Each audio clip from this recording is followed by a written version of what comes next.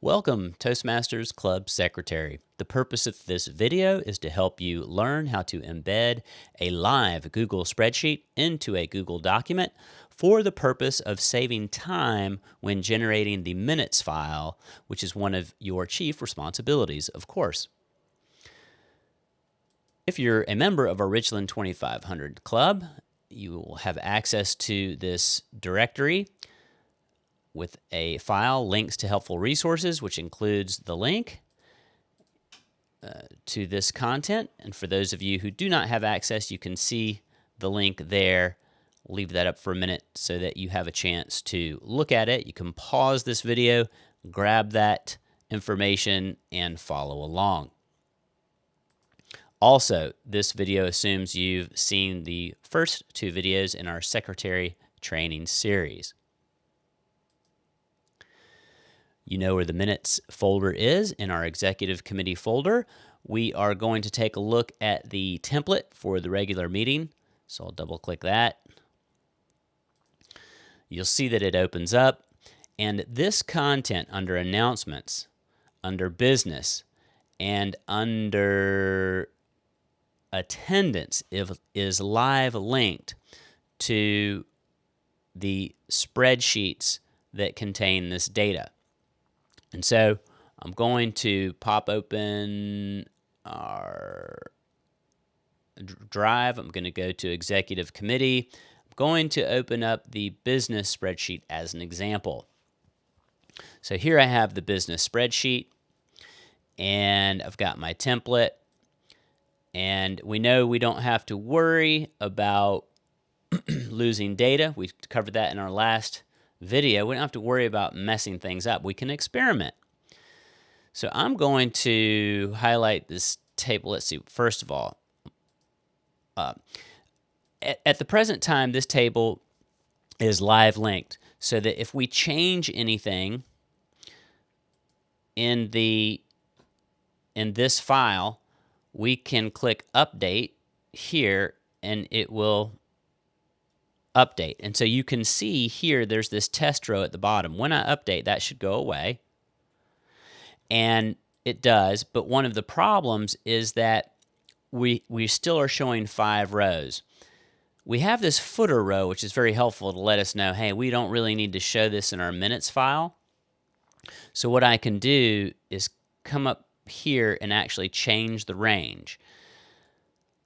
The rows are the numbers, and so I want to go from E8 to E7, and that's going to reduce that row by 1. It's going to reduce the number of rows by 1. So we start at 4 and go to 8, and now you see that I've adjusted the range to only show the data that I need to show. So you can see that the data is in fact live linked. Let me show you how I put this table in there.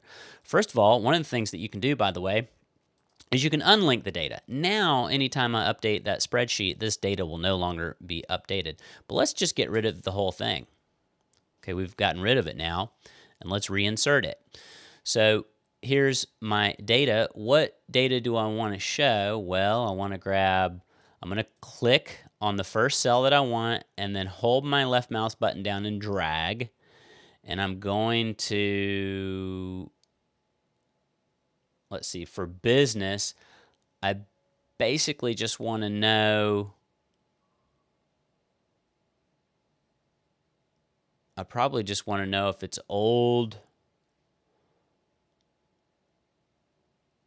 or new. I probably want to know if the vote passed. You know, I could even grab these header files if I wanted to, just to show people what the data is. But in this particular case, I think I'll just grab these first 4. Let's try that, okay? I'm going to say copy. I'm going to go back to my template. I'm going to right-click and say paste. This is where the magic happens. When I paste the table, I get an option to paste unlinked or to link to spreadsheet. Of course, I want to leave it linked to spreadsheet. I click on paste to paste it in, and you'll notice it doesn't quite look right. It's way over to the left. I can put my mouse over the leftmost line, drag that, and make it about even with the one above it, and voila, it scoots it over for me. Now, this table is live linked. You've already seen how that works, but I just want to point something out. There are two little drop down arrows. One is within the table. That one, you get this little grid looking thing. That's for changing the borders, not very useful for what we need. What we can do here with, when we click on the table, we get this link above that says linked table options. We can click that arrow, and this is where we can unlink or change the range. Those are the two things that we'll be doing here with these files.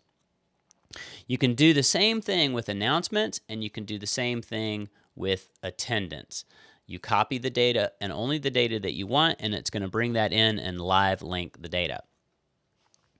And now, you also now know about changing the range, which you would need to do mostly for the business and for the announcements. The other thing that you may want to do is you may want to use actually the grid thing. You may want to change the way that that looks for the appearance, depending on the aesthetic you're going for. That is about it. I want to make one word of warning before we finish off, and that is that when this data is live linked, it can change out from underneath you, and at a certain point, you're going to want to make sure that the meeting agenda for the particular day that you're using doesn't change, that it's static at a certain point. And the way to make that happen, all we're doing right here is we're getting our template the way that we want it to be. And I'll go ahead and explain something else while we're in here. Let me go to the minutes directory, and you can see I have my template. Once I get my template all set up the way that I want it to look in all the meetings, I right-click on the template. I say make a copy. I get this copy of template. I right-click on that and say rename. I click on, just before the template there, I'll erase this copy of template. I'll put in today's date, 2018. It would be the date of the meeting, wouldn't it? So I think our next meeting is the 30th. So I'll click OK.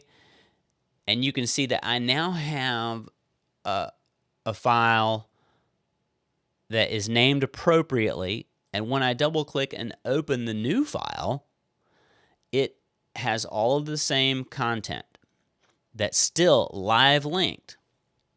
So I have two options. I don't want the data to change out from under me over time. So one thing I could do is I could go in here and I could unlink all these. But the other easier thing to do is simply to do a file, and I can download as PDF. Once I download it to a PDF, it's no longer going to be live linked, and then that is the file that I will use to upload, and we will cover that in another video. So you've gotten the basics. Please let us know if you have any questions, and good luck.